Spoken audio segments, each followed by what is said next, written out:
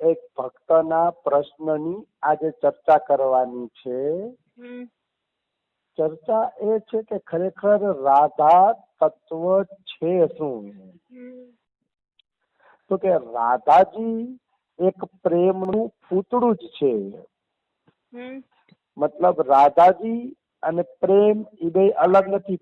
પ્રેમ જ ઘનીભૂત રૂપ બનીને રાધા રાણીનું સ્વરૂપ બન્યું છે. મતલબ પ્રેમ દેખાતો નથી, પ્રેમનો અનુભવ થાય છે, પણ એ જ પ્રેમ જયારે મૂર્તિ બનીને રાધા રાણીના રૂપમાં આવે છે ત્યારે આપણે એને રાધા કહીએ છીએ.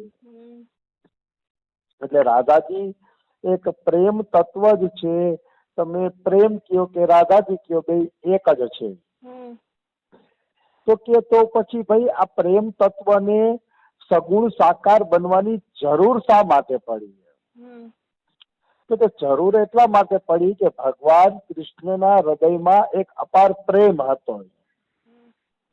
અપાર પ્રેમના આનંદનો સાગર ભગવાન કૃષ્ણના હૃદયમાં લહેરાતો હતો. તો કૃષ્ણને એમ થયું કે આ પ્રેમનો સાગર લહેરાય છે, પણ કોઈ એવું એક પાત્ર હોવું જોઈએ કે જેને હું આ પ્રેમ આપી શકું. એ આપી શકું એવું કોઈક પાત્ર હોવું જોઈએ. કૃષ્ણને એવું ચિંતન થયું એટલે કૃષ્ણના એ પ્રેમમાંથી, કૃષ્ણના ડાબા અંગમાંથી સ્વયં પ્રેમનું જ સ્વરૂપ રાધા રાણીનું પ્રાગટ્ય થયું. લીલા માટે બ્રહ્મ વૈવર્ત પુરાણની અંદર આ વાત આવે છે. આમ તો રાધા કૃષ્ણ એક જ છે, એક જ પ્રેમના બે પુતળા છે,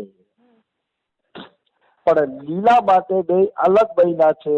એકને રાધા કહેવાય છે, એકને કૃષ્ણ કહેવાય છે. એટલે ગોલોક ધામમાં આ રાધા કૃષ્ણની પ્રેમ તત્વમાંથી ઉત્પત્તિ થઈ અને લીલા માટે બે સ્વરૂપ ધારણ કર્યા. ત્યારથી આપણે એને રાધા કૃષ્ણ કહીએ છીએ. હવે આજથી 5000 વર્ષ પહેલા ઈ જ રાધા કૃષ્ણ, ઈ જ પ્રેમના પુતળા ધરતી ઉપર જીવોના કલ્યાણ માટે પ્રગટ થયા. ઈ જ રાધા કૃષ્ણ, અલગ નહીં. ઈ જ તત્વ ધરતી ઉપર અમારા બરસાનામાં રાધા નામે પ્રગટ થયું. ઈ જ પ્રેમ તત્વ, ઈ જ રાધા તત્વ. તો બરસાનામાં રાધા રાણી પ્રગટ થયા છે અને બરસાનામાં રાધા રાણીએ લીલાઓ કરી. એ લીલાઓ એટલે કરી કે જીવ રાધા તત્વને ઓળખે, રાધા રાણીને ઓળખે, રાધા રાણીના પ્રેમને ઓળખે, કૃષ્ણને ઓળખે. એટલા માટે એ રાધા તત્વ પૃથ્વી પર લીલા કરવા આવ્યું.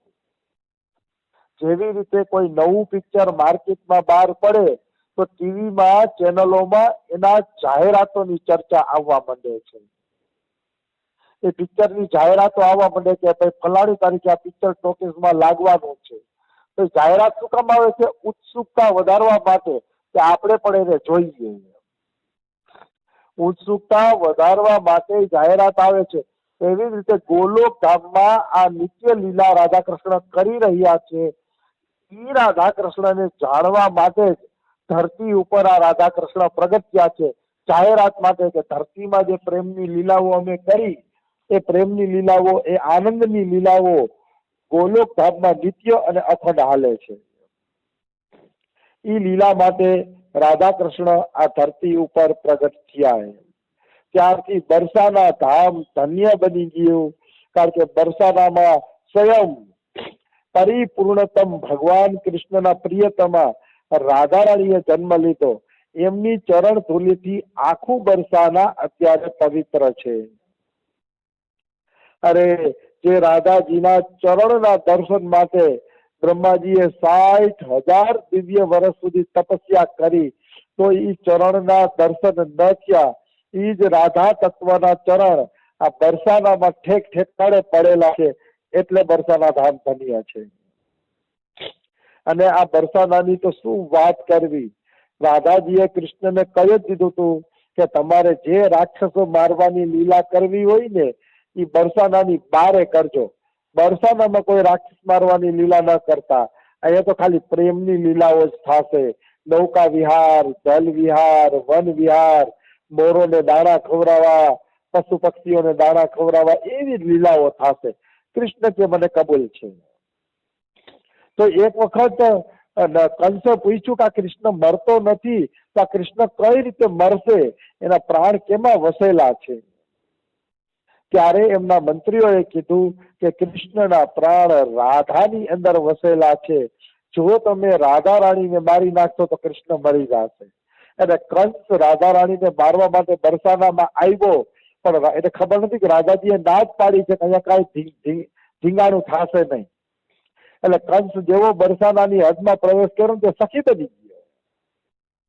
સખી બની ગયો. અને લલિતાજી કે હાલ છાણા થાપવા લાગી જા, છાણા થાપીને તારે રાધાજીની સેવા કરવાની છે. અંતે કંસ છાણા થાપવા લાગ્યો અને કંસ ત્યાંથી નીકળી ન શકે એવી એની દશા થઈ ગઈ. કેવી રીતે ભાગીને જવું? ઓલી લલિતા સખી એને પકડી રાખ્યો હતો. બીજી બાજુ નારદજી મથુરામાં ગયા તો કંસ ગાયબ હતો. તો નારદજીને થયું કે ભાઈ હવે કંસને ગોતવો પડશે, કારણ કે કંસ અહીંયા આવશે નહીં તો ભગવાનની આગળની લીલા કઈ રીતે થશે? ભગવાનને જે આગળ લીલા કરવી હતી ને, મથુરા જવું હતું, કંસને મારવો હતો, ત્યાંથી દ્વારિકા જવું હતું ને, તો આગળની લીલા કરવી હતી. એટલે નારદજી કંસને ગોતતા ગોતતા બરસાનામાં આવ્યા હતી, તો એ સખી બની ગયો હતો, છાણા થાપતો હતો. એટલે પછી નારદજીએ લલિતાને કીધું ભાઈ આને જવા દો, એટલે કૃષ્ણની આગળની લીલા થાય. પછી રાધા રાણીએ કીધું જાઓ દો, કઈ વાંધો નહીં. પછી કંસને બરસાનાના હાથની બારે મૂક્યો ને તો પાછો કંસ બની ગયો. પણ કંસ બન્યા પછી એવો ભાગ્યો કે જિંદગીમાં કોઈ દી એને બરસાનાની સીમા તરફ જોયું નહીં. બરસાના તરફ પછી કંસ જોતો જ નથી, કારણ કે એને રાધાજીની શક્તિનો પરચો મળી ગયો. એને ખબર પડી ગઈ કે અહીંયા તો છાણા થાપવા વાળું બનવું પડશે. એટલે પછી કંસ ક્યારેય બરસાના તરફ આવ્યો નથી. એવું આ બરસાના ધામ છે. રાધા તત્વની મહિમા તો ઘણી બધી છે, તો સત્સંગમાં આપણે લેતા રાખવી.